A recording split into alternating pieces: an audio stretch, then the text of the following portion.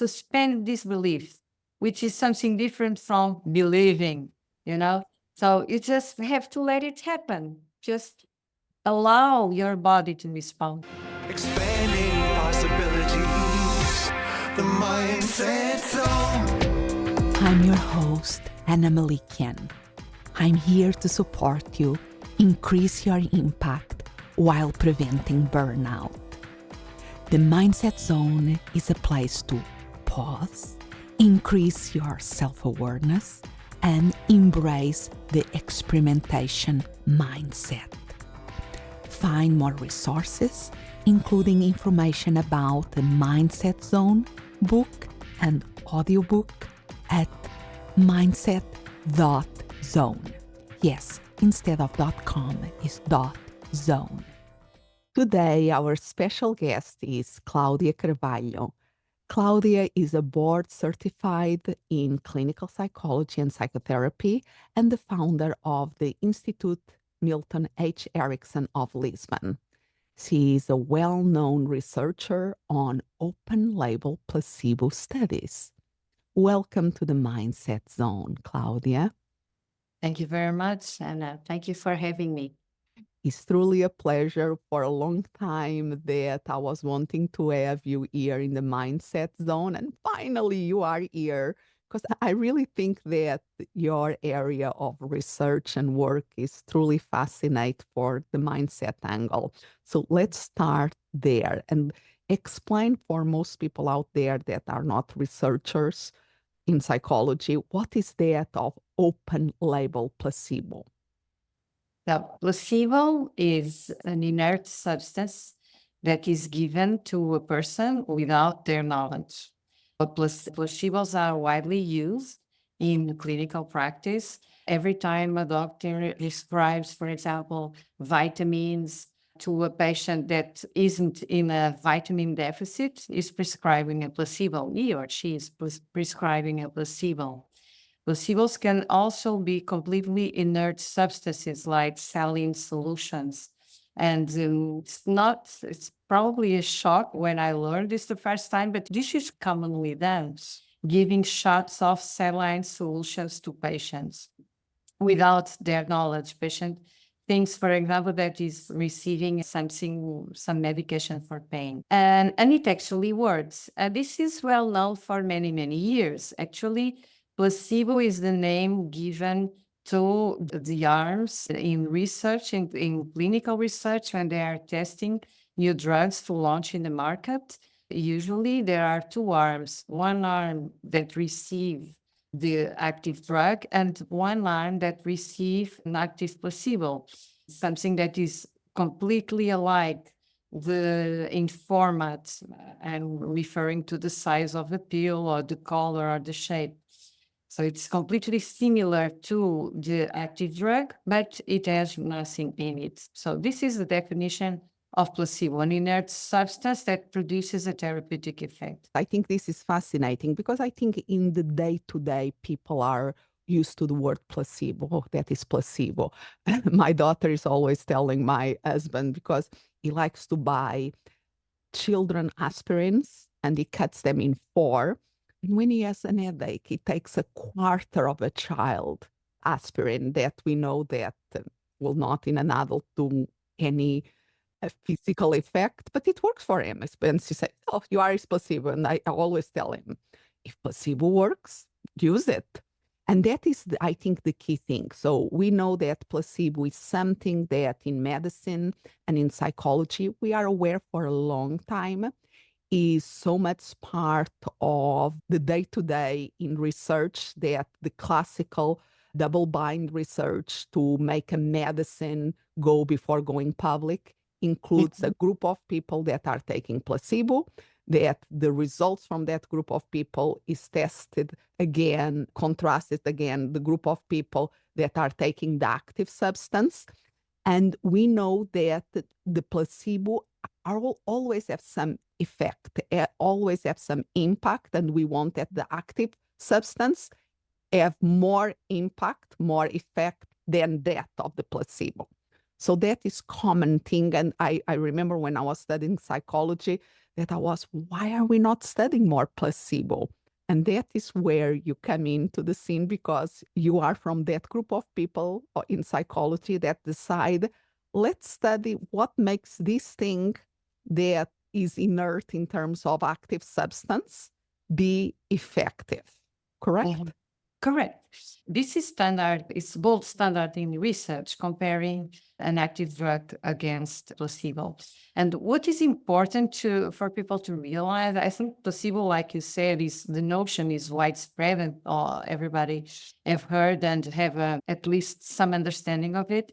But what is important to understand is that in all interventions, there is a percentage, active interventions, there is a percentage that is due to placebo effects, but not only due to placebo effects, also due to non-specific factors such as a statistical artifact called reduction to the mean, and also the Hawthorne effect, which is the fact that people are under observation that produce enhanced results, and also the fact that diseases tend to progress towards a resolution. This, unfortunately, it's not true for all diseases like cancer and all another more complex and severe diseases. But for most of diseases, the human body has the ability to resolve the disease if it's functioned properly and the immunitary system of the person is functioned properly. When someone takes some active drug, all these factors come to play. So the placebo effect, the magnitude of placebo effect will depend on the situation that is being treated, because it's not the same magnitude for all conditions. For example, if you treat infertility with anti-fertility drugs, you give shots to women that want to get pregnant and have difficulty getting pregnant. We know from research that the placebo effect is in existence. So nobody will get pregnant doing this type of treatment without the active ingredients. But if we look on the other end of the spectrum, for example, this is being very well studied by Irving Kirsch. If you look to antidepressants, you know that the magnitude of the placebo effect is more than 80%. What does this mean? It means that when you give an active drug, for example, an SSRI, 80% of the variance of the result is explained by the placebo effect, which is a lot and make us think. For pain, for example, is in the middle of the spectrum. So when you give a medication for pain, it's about 50% of the result is explained by the placebo effect, and the remaining is explained by the drug. So it varies according to conditions. And of course, I have to say this, it doesn't work on cancer or other life-threatening diseases. And going back to the pain, because I think that was where you decide to study, in that you knew that was that 50% due to the placebo. And now, so you explain what is the regular placebo, but then it's this thing that in research is called open label placebo. So now tell us about that. So placebo works. People know that works. Doctors know that works. They use it. It's not ethical to use it, but it's used. Several inquiries show that the percentage of doctors using it is very high. And it's considered the gold standard in pharmaceutical, biomedical research.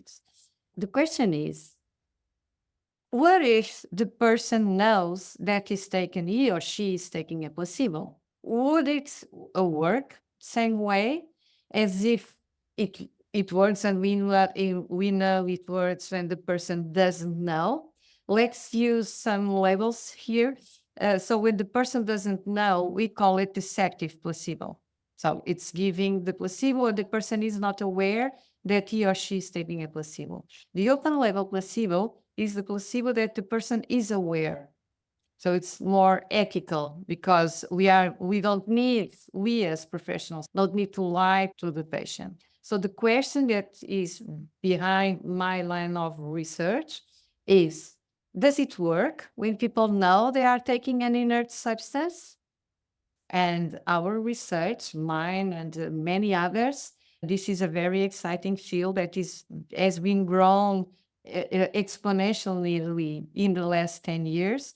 The majority of the results points in a positive way. So it seems to work for several conditions. You study this in low back pain. So tell us a little bit. So the procedure was standardized, and it was like this. We invited people that suffer from chronic low back pain to participate in a mind-body study. We advertised like this. And our inclusion criteria were adults, people above the age of 18 and below 65 years old. And we exclude all the situations that could cause back pain, that we could see a specific causation, like, for example, a trauma or a fracture, of having had surgery before, or being pregnant, or cancer, or degenerative bone diseases. So we exclude all of this. And what remains is a condition that is called unspecific back pain. So it's a back pain that affects daily life, and it's not explained by the possible alterations that people might have in their spine, because as we know, as we age, everybody has some kind of alteration in their spine. It's very common, and that doesn't necessarily cause pain. So non-specific back pain is not explained by this type of alterations. Some people may have it, some people don't. Some people have it and don't have back pain, and some people don't have alterations and have back pain. So these were the patients we wanted, people that suffer from back pain for many, many years. More than 3 months is the criteria, but our patients that suffer from many, many years, it's not attributable to any cause that we can identify, and it was sufficiently high to impair people's life to some extent. And we asked people to come after this diagnosis that was made by a certified paid specialist, a medical doctor. We explained what is the placebo effect, and we asked people if they were willing to take a placebo pill to help with their back pain. And people accepted. This was very surprising to me. I expected more refusals, but we had a very small number of refusals. Most of the people adhere very enthusiastically, I have to say. And the procedure was, they were then randomized to 2 groups. One group that would take the open label placebo, which was 2 capsules of an inert substance in a pill. And the bottle was clearly labeled placebo pill. And the other group will not take placebo pill. And they were instructed to do exactly what they were doing until then for the next 3 weeks. So don't change anything in your food, in your diet, in your exercise, in your medication. Continue to do everything exactly the same. So half of the sample of the participants would take the placebo for 3 weeks, twice a day, and then half would not do anything, would not take. For 3 weeks. For 3 weeks. And then after the 11 days, they would come back. We assess pain and disability. And after the 3 weeks, they come back again, and we assess pain and disability. And then we asked the participants that were on the groups that didn't took the open label placebo pills if they wanted to take the open label placebo pills. This is for ethical reasons, not impede any group of people of using a treatment, a given treatment. And many of them accepted. So we had this group taking the open label placebo pills for 3 more weeks, and we assessed at the end. So our results were the comparison between the baseline at the moment they enjoyed the study and all these long lines of evaluation in time, and our outcomes were the pain ratings and the ratings of back pain disability. And the results were? The results were that the patients that took open label placebo improved from their pain much more than the patients that didn't took open label placebo. And the patients that were on the control group that were invited to take open label placebo pills at the end of the 3 weeks, those patients improved even more afterwards. which was interesting. The improvement is to be clinically, it was statistical significant, but to be clinically significant, it has to be a change in 3 points on the pain rating scale, which goes from 0 to 10 points. And more than 50% improved 3 or more points in the pain rating scale, which is quite significant. And then you did some follow-ups on these studies Yes. many years later. So tell us Yes. about that, because I Correct. think the results of that surprise you. Yes, it surprised everybody. Actually, this was the first ever follow-ups to study on open label placebo, because there have been many studies now on open label placebo in a variety of conditions, not only pain, IBS, asthma, fatigue, other types of pain, osteoarthritis, etc. But this study that I'm going to talk about was the follow-up of our previous RCT, randomized withdrawal study. And we wondered what happened to those people. So the research question was, is this relief of pain sustainable over time? So what happens when people stop taking the placebo pills? They improve, but then the study was over. And at least in my country, in Portugal, people don't get to buy placebos on the pharmacy. They are not available. I know some countries in Europe, you can buy placebo pills in pharmacies, but in Portugal, you can't. So I knew for a fact that people weren't doing placebo pills anymore, knowingly. We were curious about what happened to these people. So we contacted them 10 years after the end of the study. 5 years, sorry. 5 years after the end of the study. 10 years is the next that we want to do. We are just thinking about the next. So 5 years after, we called them and did a small interview and asked the same questions. So the outputs were the same: pain and disability related to back pain. And the surprising results were that they were on the same level. So people kept on the same level of pain. The pain didn't disappear, but a person, imagine, started with a 7 in the 0 to 10 scale and decreases to a 5 or a 4 at the end of the 3 weeks. 5 years later, it's on the same point. He or she didn't go back to the same. The gains were maintained. That is fascinating. And for the listeners here, that, okay, but what this has to do with mindset, what this has to do with the power of our mind and know or what we can tell ourselves, because and that is where I want to lead the conversation now, because there is a very specific way of delivering this open label placebo that was part of the intervention. And that has to do with language. That has to do with language. But before I go there, Anna, please allow me just to say one more result that for me is even more impressive.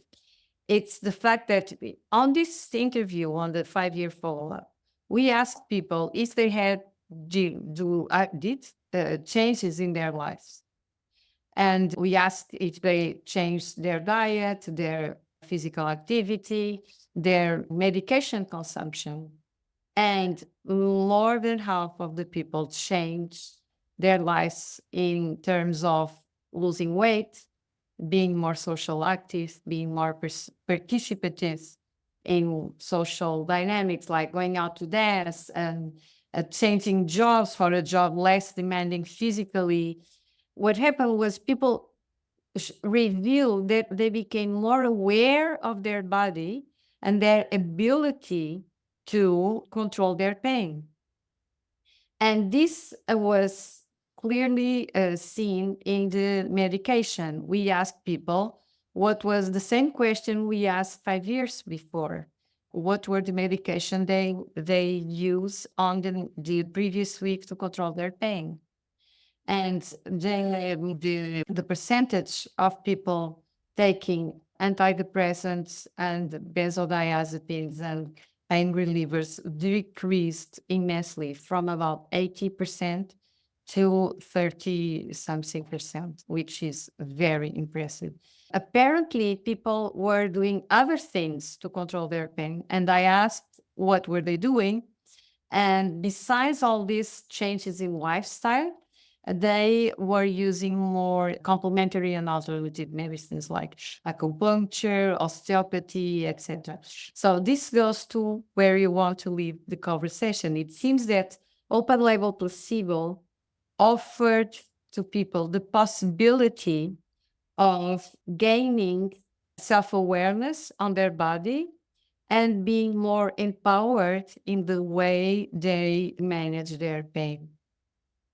I think this is more into Yeah, the absolutely. topic of this podcast. Absolutely. And shows that that open up possibilities in the beliefs that people have, that they have some influence about what is happening, and then gives them more options and tools and avenues to explore. Exactly. And at the same time, and correct me if I'm wrong, there is a very specific protocol in the Yes. way, in the language that the researcher, the practitioner has to do to deliver the open label placebo. Yes, we have this protocol for research purpose only. It will be very interesting, and this is something that I like to do, to develop a protocol that it can actually be used in clinical practice. And so this script, let's call it like this, was developed by Ted Katchert, which is the leader of PIPS, Programming Placebo Studies of the Harvard Medical School, and is the heart and the brain of all this research. He was involved in this research, and he has been involved in many other studies led by other team researchers. And he developed this script that most of the studies, not all of them. And interestingly, the studies that don't use this script, they don't get such impressive results. So I think the script really plays an important role here.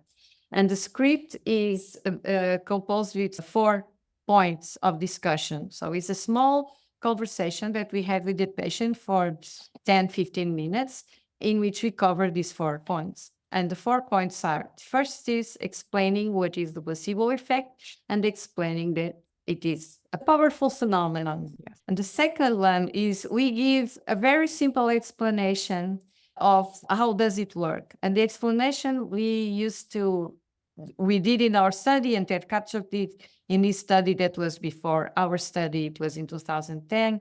It's based on conditioning. So we explained that open label placebo works by the means of conditioning, like Pavlov's dog used to salivate when he heard the bell.